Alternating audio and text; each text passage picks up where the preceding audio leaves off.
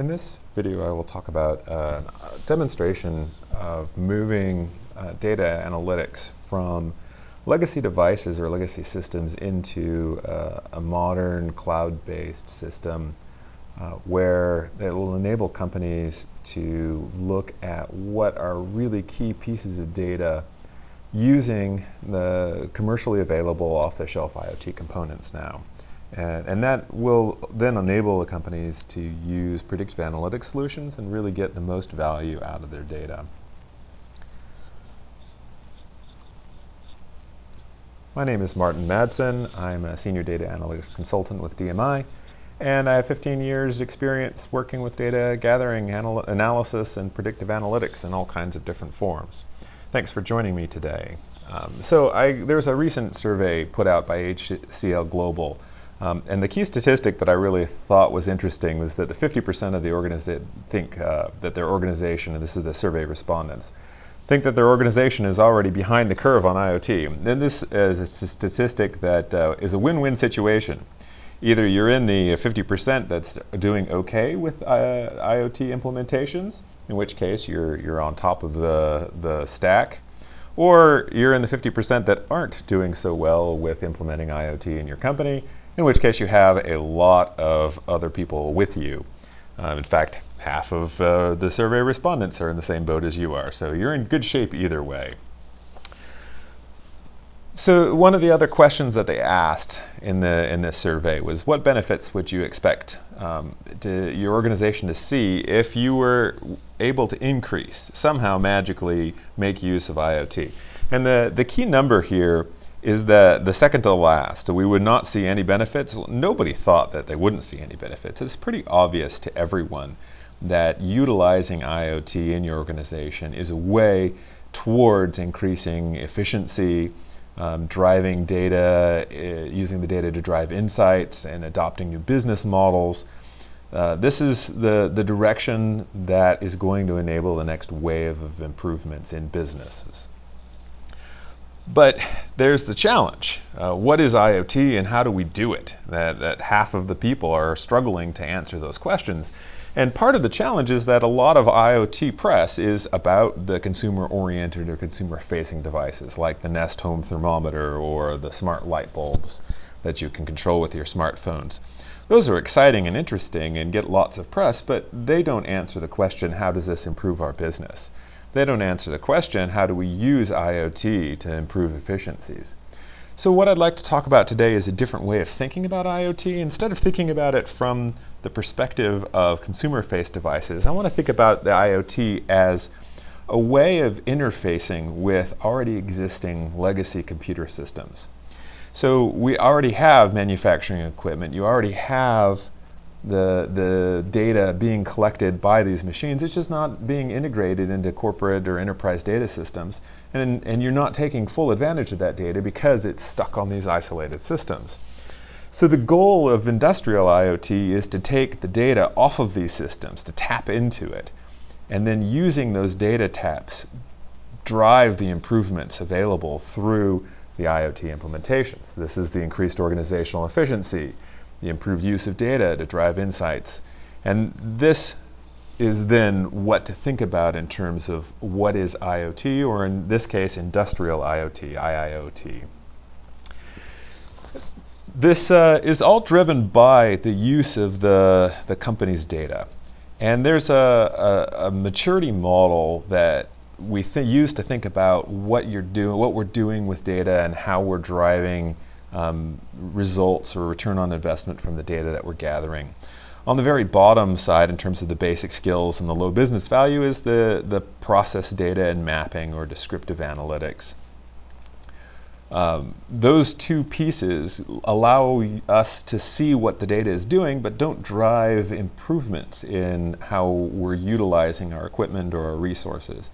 In order to drive those improvements, we need the foresight and then the agility that come through predictive and prescriptive analytics.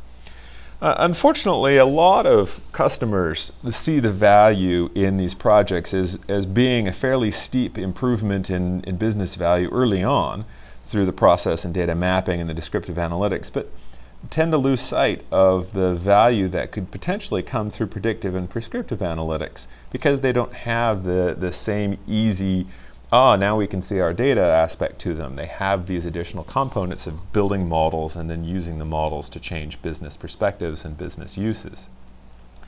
However, the companies that actually implement these industrial type IoT projects and push through the predictive and prescriptive analytics find these positive return on investments. One example being a municipal water company that implemented an IoT smart meters project. The cost of the project was certainly not small. They spent about $18 million building out their system. But in the end of the day, they ended up with $25 million of savings. So the net return on investment was certainly positive in the tens of millions of dollars range. But you have to be able to see through the entire project to go beyond just getting the data through the predictive analytics side. So I want to start with what is this going to cost? Where are the pieces of this that require investment on the get-go, on the front end of the project? And I'm going to break down the cost estimates into 4 different areas. There's going to be the administration of the project. What does it take to actually build out the IoT implementation?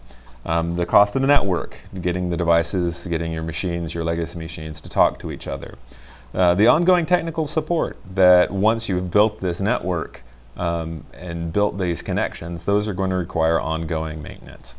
And finally, the time to release. The longer the time you sit working on a project, the more cost you're building in terms of personnel and the lost benefits of actually having the project up and running. On the flip side, these IoT projects, these industrial IoT projects, have very well-known savings components to them. One of them being labor. With all of your legacy machines having data taps in them, we can now improve the maintenance of the machines, reducing downtime of the machines. It allows the machines to be inspected both remotely and more regularly. Instead of having to walk the floor to see what's going on with the machines, they're all available, all the data is all available on a single dashboard. And that then enables you to improve your pricing models and extracting more value through the ways in which you're interacting with your customers, whether they're end-use customers or this is a business-to-business interaction. And we have examples of doing this. One of the ways in which we helped a company develop and build this type of industrial IoT tap was a company called MedXcel, where we helped them tap into legacy imaging devices, medical imaging devices.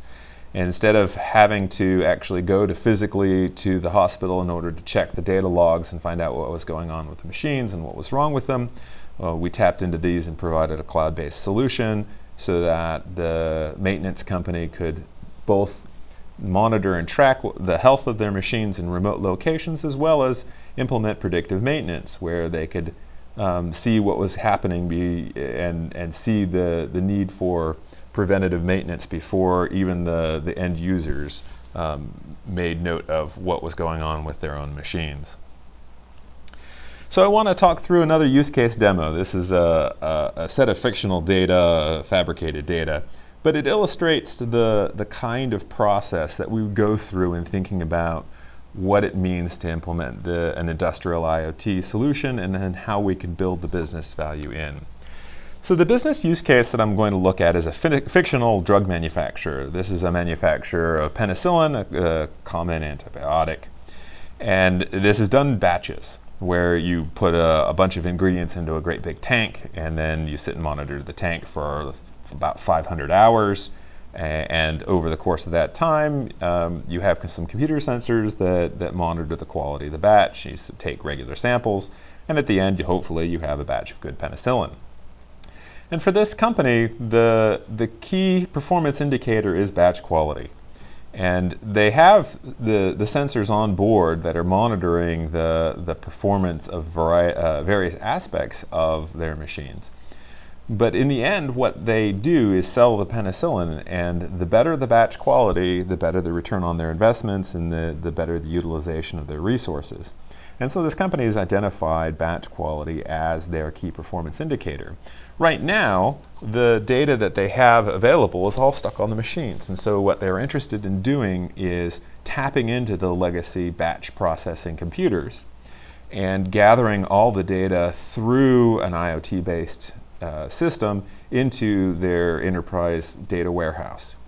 Now that they have the data in their enterprise data warehouse, they can use predictive analytics to improve their monitoring of the batches, and they all have a better way, a better handle on the data that feeds into their key performance indicator. So this is what the data looks like. There's a handful, almost a dozen different sensors already on the device, already tapped in by the local computer that's monitoring the batch. And so that part of the IoT project is already taken care of for us. All we need to do is get this data off of the system and do something useful with it, as opposed to just having it stuck on a legacy machine.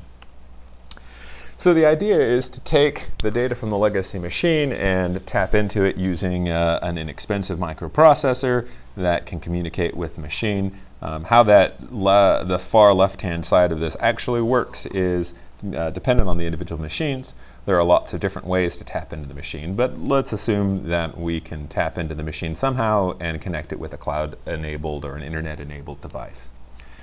From there, we use a secure connection to the Azure IoT Hub. We're going to be using Microsoft's Azure Cloud stack here because in many ways it's a very straightforward and scalable set of tools to use.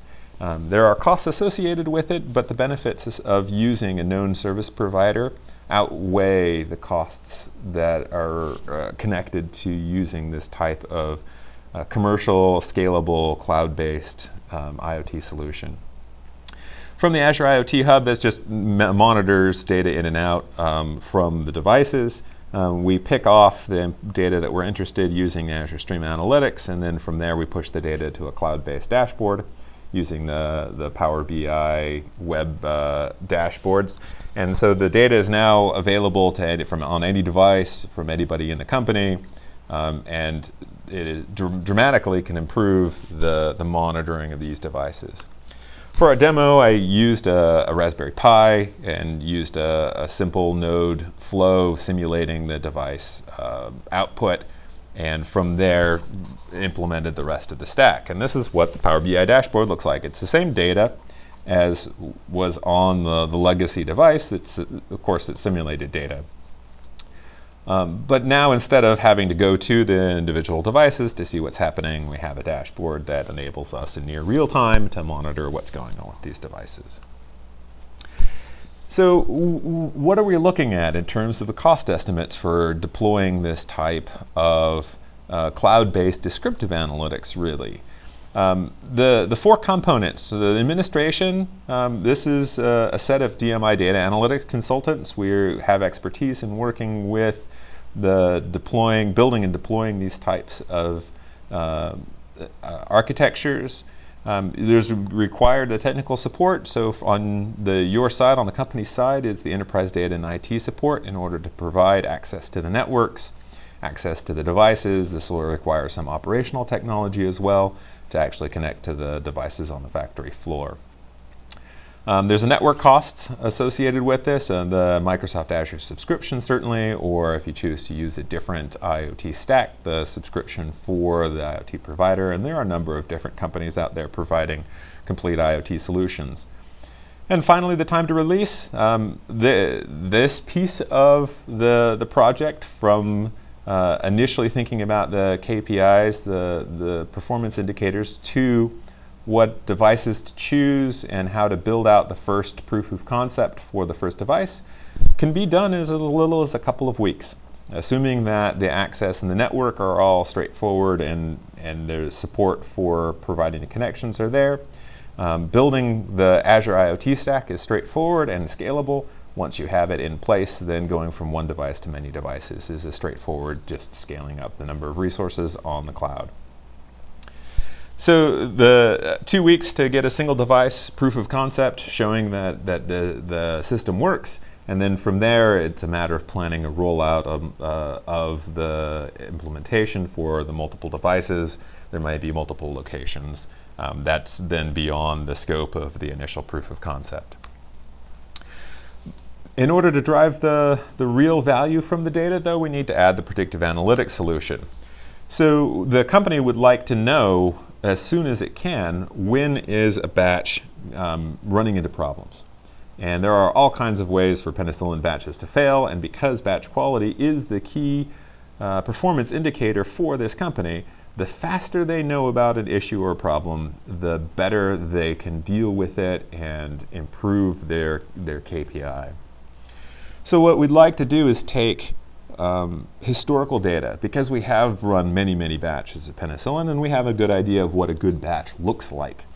And we'll take that good batch and we'll run it through a machine learning algorithm and teach the computer how to recognize when it's a good batch and how to recognize when it's not a good batch. And the way I chose to do this is using a decision tree algorithm, using the XGBoost algorithm. And I actually had it train each and every individual data point. So it's not looking at aggregates, but it's rather looking at a data point and its two predecessors. So with a 3 data point history, how well can the machine learning algorithm tell whether or not the batch is a good batch or whether there's a fault in the batch? And with a very simple algorithm and only training for 100 rounds, so we're better than 95% accuracy, and certainly this isn't saturated, so we could certainly do significantly better than this. So now we just provide individual data points to the machine learning endpoint, and the computer can then say with some probability, is this a good batch or is there a fault happening? And as soon as it detects the faults, then we can set up alarms and let the operators know that something is going wrong. So running 2 different types of batches, both a normal batch and a fault batch, this is the end result of the machine learning algorithm, where a 1 indicates a normal batch and a 0 indicates a fault batch. And you see the normal batch is essentially 1 the entire time. That's the green bar on the far right. But a fault batch, which is the reddish bar, might have started off normal, and over time the computer starts to say there's something not quite right about this batch, and over time the batch starts to get worse and worse and worse, and it becomes very clear that this is a faulty batch. So as soon as that indicator drops below 1, there's a pretty good chance that there's something happening. We implement this using Azure Machine Learning Studio because, again, it's a very straightforward stack for implementing deployable machine learning solutions. In just a couple of steps, we deploy the model that we've already trained using the XGBoost algorithm. It's a simple R script to execute the model to predict from given input, from a web service input, and then spit back out a prediction, a 0 or 1 with what probability. So now the workflow looks a little bit different. So instead of just running this through the Azure IoT Hub and putting data on the dashboard, we're going to add in the predictive step, which again is very straightforward using the Azure Stack to grab the data from the Stream Analytics and run it through the prediction from the Machine Learning Studio. And then not only are we going to put the prediction out on the dashboard, but we're also going to store the data in an Azure Blob Storage. And we can access that data then from our corporate or enterprise data warehouse. And that gives us a historical record so that we can then improve our models. And this gives us, over time, a constantly learning and improving way of predicting batch quality, which, again, focused on our business use case is our key performance indicator. So the Power BI dashboard looks just like it did before, but now we can add in right at the top, where it's pretty obvious, the probability that the batch is normal. And this is a normal batch. This is a simulated good run. And you can see that the probability sits at 1 almost the entire time. There's a little bit of question whether or not the batch got started appropriately, but very quickly the batch saturates. And I've got the dashboard set up so that it's nice and green, so that there's a clear indication green means good. If this were a fault batch, that green bar would drop down and there would be blank spaces, and that would be an indication that there are problems or potential problems. So we've added another piece to this, and the cost estimates on this next step, again, the administration, we have a set of data analytics consultants at DMI that are data scientists and capable of building these models. There's the network costs as well. We're now adding additional components to the Microsoft Azure subscription, including the Machine Learning Studio and the web app endpoint for deploying the predictive model. But again, because we're using off-the-shelf components and tools, the time to release for adding the predictive model is only a couple of weeks. Again, the goal is to be fast in the deployment for the proof of concept so that we can start gathering a return on investment as quickly as we can. There are some cases and some instances where deploying the data to the cloud is problematic, where you might have secure data or data that's limited by rules or regulations, or you might just not want to send all of your data off to the cloud for predictive analytics. There are options. One of the options is the Azure Edge Analytics, where they take the IoT Hub, the Stream Analytics, and the Machine Learning Predictions and package them all together into an edge gateway that is on premises. This is in preview, but this is a feature that will be rolled out over the next year or so. And that means that you're not sending your data from your machines off to the cloud. All of the predictions, all of the monitoring is all being done on premises. And then you could either send the data off to the cloud-based dashboards, or you could choose an on-premises dashboard and use a Power BI server as well, and have all of your, from end to end, have your entire predictive analytics solution on site. There are also other ways of implementing this that don't require the cloud servers. We built out another version of this demo using entirely on-premises resources. So instead of sending it to the Azure IoT Hub, it's fairly straightforward to build an on-premises IoT Hub. It doesn't have the same scalability, but it's still a secure connection between the devices and the hub. We built out local host predictive analytics using Python and a Flask web server, and local dashboards using using Node-RED dashboards. So the entire system is all done on premises. It's not as scalable, and we have to maintain our own hardware, we have to maintain our own connections.